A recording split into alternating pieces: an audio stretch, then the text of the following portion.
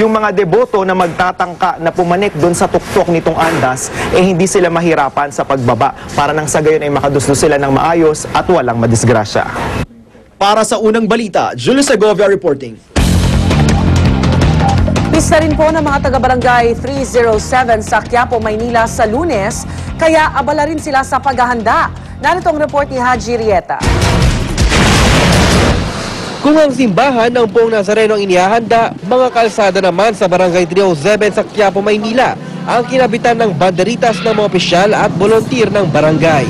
Kami naman ng mga dito sa barangay ay mag-iisa rin sa kanila para mga tanod at mga volunteer upang mapangalaga ng pagdaan ng Nazareno doon sa Palangka. Lalahok din sila sa unang pagkakataon sa prosesyon ng mga replika ng Nazareno na gagawin sa Sabado, 2 araw bago ang pista. Kaya todo ayos na sila sa bagong-bago nilang replika. Si Aling Leia natuwa dahil malapit sa kanyang bahay ang pwesto ng replika. Ang pinagdarasal ko sa kanya, gabayan niya ako araw-araw at tulungan niya ako sa aking paghahanap buhay, bigyan niya ako ng lakas ng katawan at sa aking mga mahal sa buhay. Taga rito man at hindi na kailangang dumayo, tulad din sa ibang mga debosyon ng mga residente ng barangay, tulad ng 61 taong gulang si Tatay Alberto Castillo na nabaldado na raw dahil sa polio pero dahil doon sa pagdarasal sa Nazareno. Nilagyan ako ng brace, pinagamot ako, nilagyan ako ng bakal dito, hanggang sa muntiento ako nakalakad. Muli ring magbobolontaryo si Manong Freddy bilang tagahawi ng mga tao para mapalapit sa andas na kinalalagyan ng poon. Anak ko naman, handa na dahil kasi pag ganitong may mga okasyon na kami, nalis ko muna yung bisyo para malakas ang resistensya ko, tumagal ako sa taas, pag-aasikaso sa mga kapatid kong nasa baba. Para sa unang balita, Haji Rieta reporting. Tiyak naman ang Manila Police District na gagawin nila ang lahat para mapanatili ang kaayusan ng pista sa Lunes. Nakiusap din sila sa mga may edad na at mga bata na wag nang sumama. May live report si Victoria Tulad. Victoria. Igan milyong-milyong deboto ang inasahang daragsa dito sa Quiapo Church sa Lunes para sa kapistahan ng itim na Nazareno. Pero pagtitiyak ng kapulisan, ginagawa nila ang lahat para gawing mapayapa ang selebrasyon. Ayon nga kay SPO3 Jess Valdivia, bukod sa mga pulis na nakapwesto sa mga titigilan ng imahe ng Nazareno, mayroon ding mga nakasunod na pulis sa mismong prosesyon na magsisimula sa Quirino Grandstand ng alas 8 ng umaga patungo sa simbahan ng Quiapo. Magpapakalat din daw ng mga medic sa iba't ibang lugar para sa mga mahihilo o kaya mangangailangan ng agarang lunas. Meron ding paging system para sa mga mawawala. Isa nga sa mga pakiusap ni Valdivia, sana'y huwag na magdala ng bata sa Lunes dahil tiyak na magkakaipitan sa dami ng tao. Maging ang mga matatanda ay pinakiusapan din niya na huwag nang sumama sa prosesyon para makaiwas sa disgrasya. Pero alam din daw ng mga otoridad na marami pa rin magpupumilit pumunta dahil sa matinding debosyon sa itim na Nazareno. Milagroso raw kasi ito. Sila Lane nga na isa rin sa mga tindera sa paligid ng simbahan. Sinabing nagpakita sa kanya ang santo, ilang taon na ang nakalilipas. Ito rin daw ang dahilan kung bakit pilit siya nagsusumika para sa kanyang mga anak at kung bakit tumutulong siya sa kapwa bagaman kapos din siya sa kabuhayan. Yun pa rin yung itsura niya. Yun pa rin na naglalakad siya mag-isa. Pero may kasama siyang hangin. Doon niya ako ginising na time na talaga na oras na magtitinda na ng alas 4. Huwag lang magdala ng malagang gamit. Kung anong pamasahe na lang, yun na lang dadali nila. At yan muna ang latest mula rito sa Quiapo Church sa Maynila. Balik sa inyo, Igan.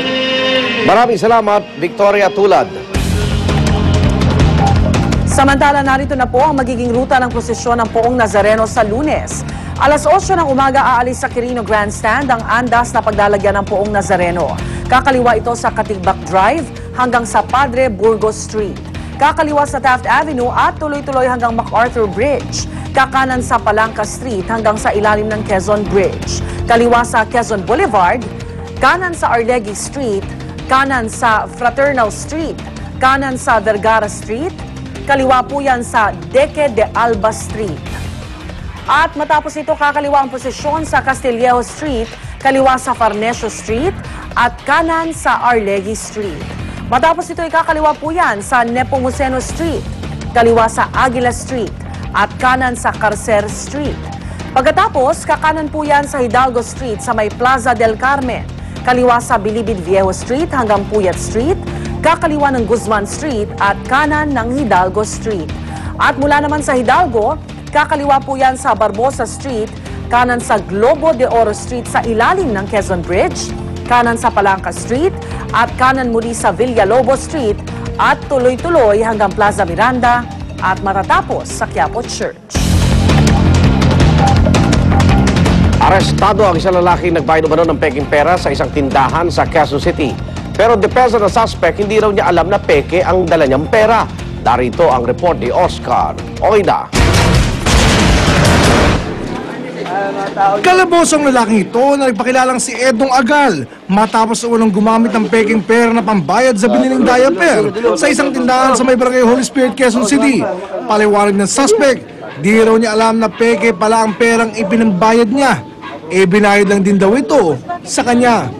Isang piraso lang yung nagataw na ano. Doon ko lang nalaman na piki pala yun. Nay! Saan mo nakuha yun? Nay!